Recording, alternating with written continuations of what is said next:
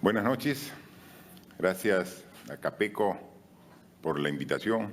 Un saludo a su presidente, al ministro de Vivienda, Construcción y Saneamiento y a todos los participantes de este importante evento. En realidad, si nos ponemos a analizar el título del foro, el desafío de construir el Perú del Bicentenario, ¿no? ¿Cómo se construye un país? ¿Cómo construimos al Perú? Yo soy ingeniero civil y mi experiencia de más de 30 años en mi profesión de ingeniero me ha llevado a tener más de 2 décadas en la actividad privada en el rubro de la construcción. Entonces, sé construir. Tengo una larga experiencia en construcción de infraestructura civil, casas, edificios, carreteras, represas, canales, puertos, aeropuertos. En toda la diversidad del campo de la construcción he intervenido. Pero construir un país no solamente se refiere a construir la infraestructura del país, es mucho más que eso. O sea, construir un país es construir instituciones sólidas. Construir un país es cimentarlo no solamente en zapatas, sino hay que cimentar al país en valores, en integridad, en transparencia, en honestidad. Y es ahí donde vemos que quizás ha habido un desequilibrio en la construcción de nuestro país.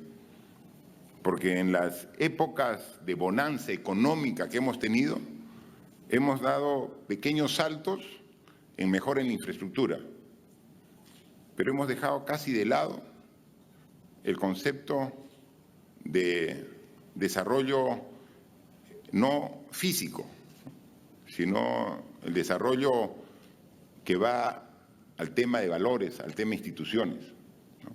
Y entonces, a lo largo del tiempo, hemos sido, como sociedad, permisibles a la corrupción, por ejemplo. La corrupción no es de ahora, la corrupción es de siempre. Pero poco a poco nos hemos ido acostumbrando de tal manera que la hemos aceptado.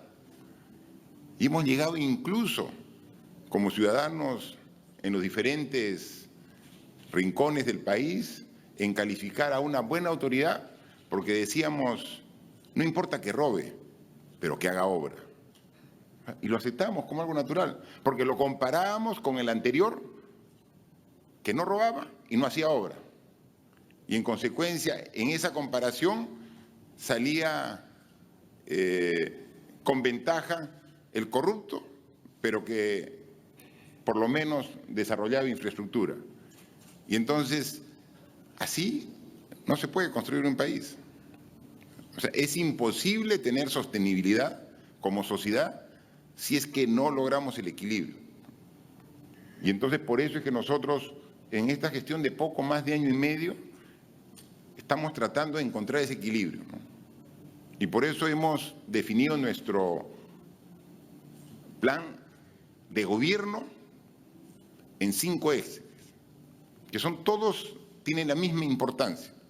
Y claro, hay ejes que están referidos al tema de infraestructura, porque el tercer eje es crecimiento económico. Nada podemos hacer como país si no crecemos económicamente, si no hay inversiones privadas que generen renta, que engorde el tesoro público. O sea, necesitamos crecimiento económico. Y ese crecimiento económico va a dar el 4.º eje, que es el desarrollo social. Mejorar las viviendas, mejorar el servicio de agua potable, electrificación, escuelas, hospitales, desarrollo social. El 5.º eje, visión territorial, descentralización. Entonces esos 3 ejes son básicos y fundamentales, pero si no trabajamos a la par con el eje 1, que es integridad y lucha contra la corrupción, y el eje 2, fortalecimiento institucional, cualquier esfuerzo te va a dar resultados en el corto plazo. Y luego, nuevamente, no va a ser sostenible porque no tenemos bases que sean el apoyo para el desarrollo. Entonces, a eso estamos abocados. Pero no es que un eje sea excluyente con los otros. O sea, tenemos que trabajar también la parte de desarrollo de infraestructura. Y a eso me voy a referir, pero no quería yo dejar de mencionar que el crecimiento de un país no se basa solamente en la obra física.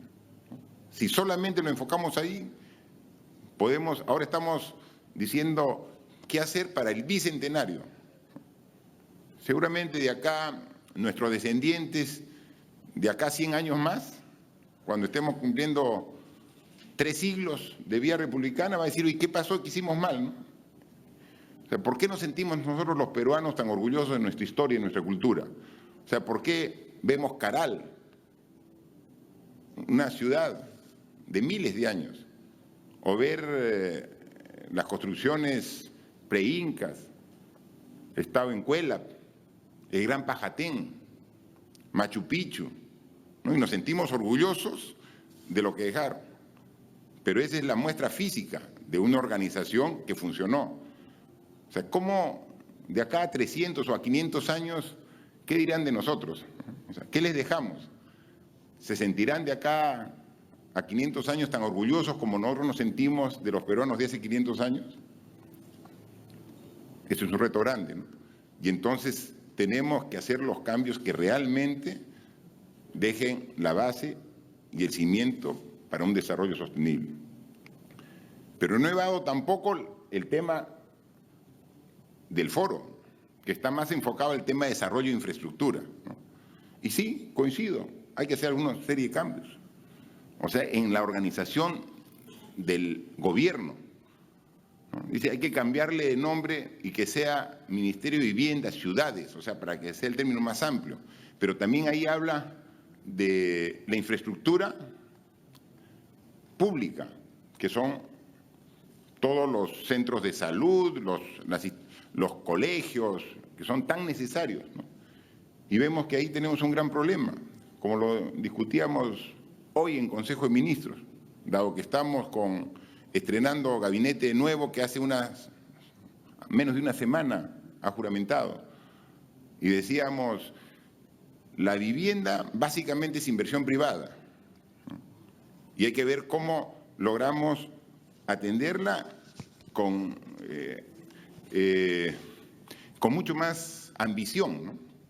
Porque el ritmo que estamos avanzando no lo acortamos, aumenta la brecha, ¿no? Y este año vamos a tener récord histórico en atención de viviendas. Si sumamos las viviendas financiadas con el Fondo Crédito Mi Vivienda, si sumamos techo propio, si sumamos las viviendas que estamos haciendo para los damnificados del norte, del Niño Costero, y adicionalmente un nuevo rubro que estamos atendiendo, que son las viviendas calientes para los que viven en las zonas altoandinas, en las zonas más frías del sur del Perú. Si sumamos todo eso, este año estamos más o menos alrededor de 90.000 viviendas. O sea, 90.000 familias que van a tener una mejora en su nivel de vida. El 2014 ha sido el año récord, ¿no? Y que ha sido un 20-30% menos. O sea, pero incluso eso todavía no es suficiente. Pero ya este año 2019 hemos dado un incremento significativo. Pero tenemos otras limitantes, ¿no? Tenemos que hay 2 millones de familias que viven en predios precarios, que no tienen título de propiedad. Y entonces yo le pregunto al Ministerio de Vivienda, oye, ¿cómo va tu titulación? Estamos avanzando bien, este año vamos a cumplir nuestra meta. ¿Y cuál es tu meta? 30.000. Oye, 30.000 de 2 millones. O sea, ¿en cuántos años? O sea, necesitamos más de 100 años para cumplir la meta, ¿no? O sea, porque va a seguir habiendo. Entonces, ¿qué hemos dicho?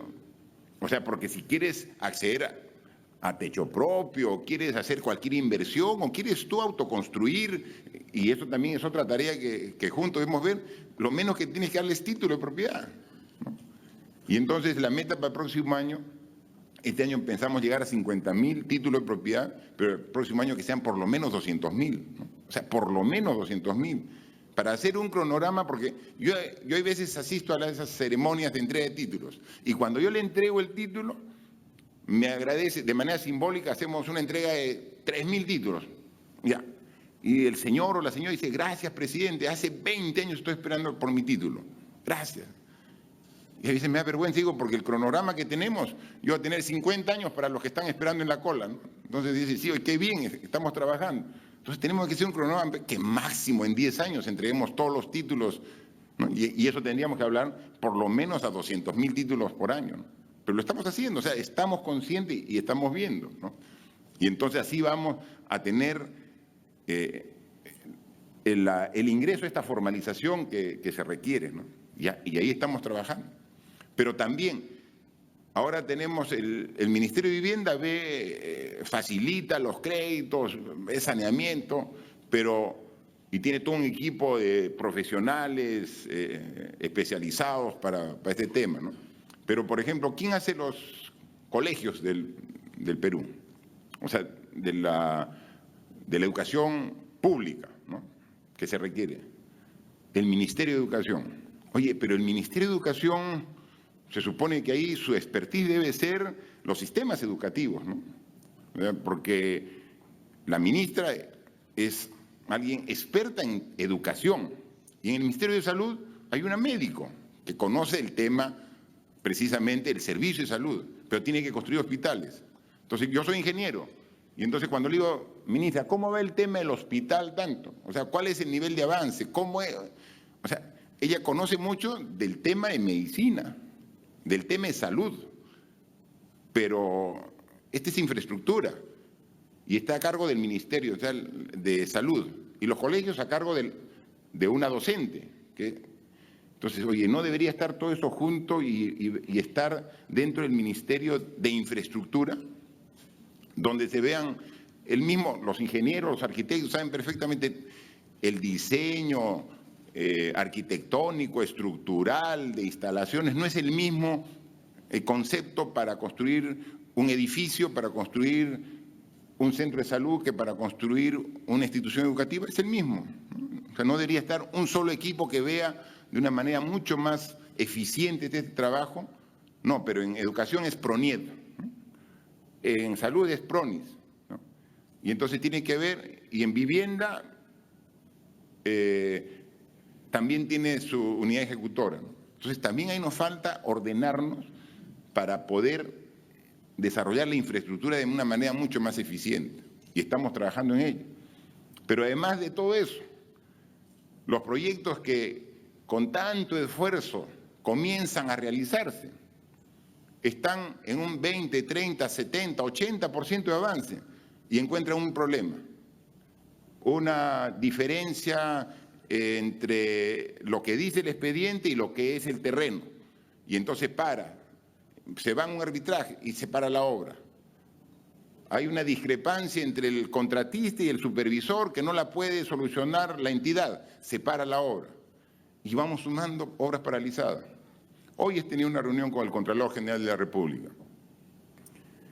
Ellos han hecho por sus medios una evaluación de cuál es más o menos el listado de proyectos, que también lo hemos trabajado nosotros como Ejecutivo, como Gobierno, y más o menos entre obras de ministerios y gobiernos regionales, sin entrar a los municipios, que los municipios son los que hay mayor cantidad.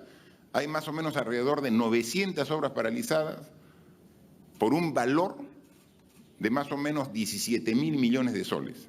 O sea, un Estado que tiene escasos recursos, tiene ahí 17.000 millones de soles que no entran en servicio, o sea, que no están generando mejora en el nivel de vida. Y se pararon. Hay algunas que están parados 3 meses, otras que están parados 1 año, hay otras que están 5 años, 10 años para la obra. Y entonces cuando entra el nuevo gobernador, alcalde o ministro, dice, oye, si yo quiero terminarla, voy a tener que firmar algunos documentos. Y con eso estoy asumiendo los activos, pero también los pasivos. Mejor que se quede nomás. Y entonces la inversión del Estado sigue ociosa, cuando quizás con una inversión adicional pequeña ya lo ponemos en servicio de la población, ¿no?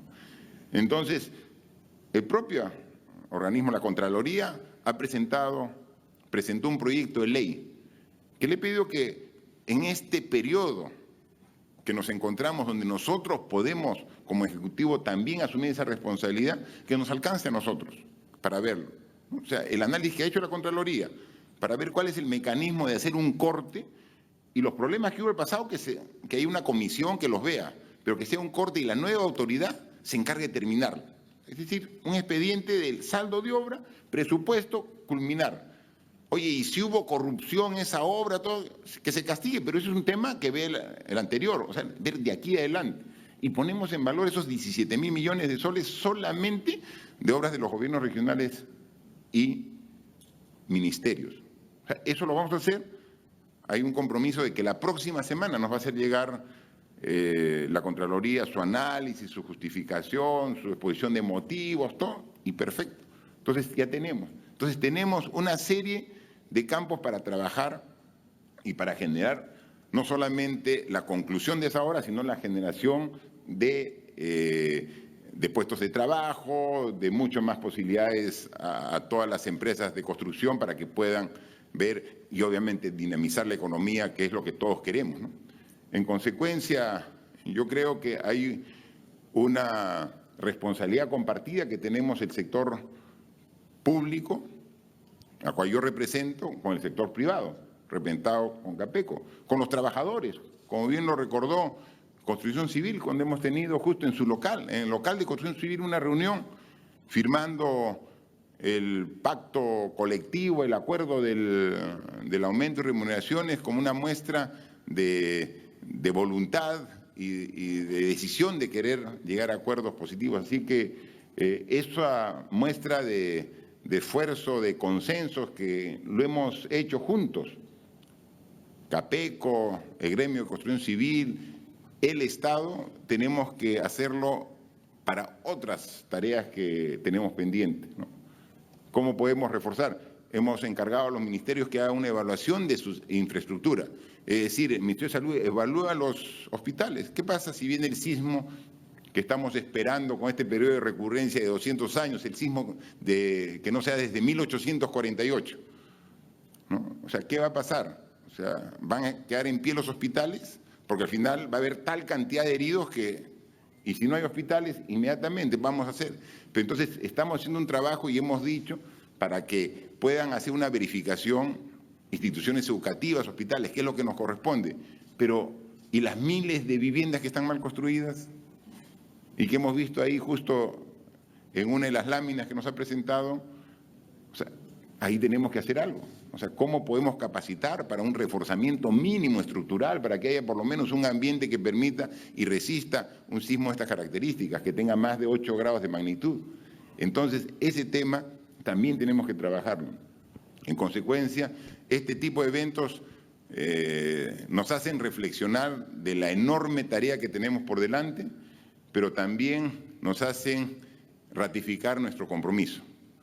El compromiso que, sabiendo que la tarea es grande, grande tiene que ser nuestro esfuerzo para trabajar juntos para atenderlo.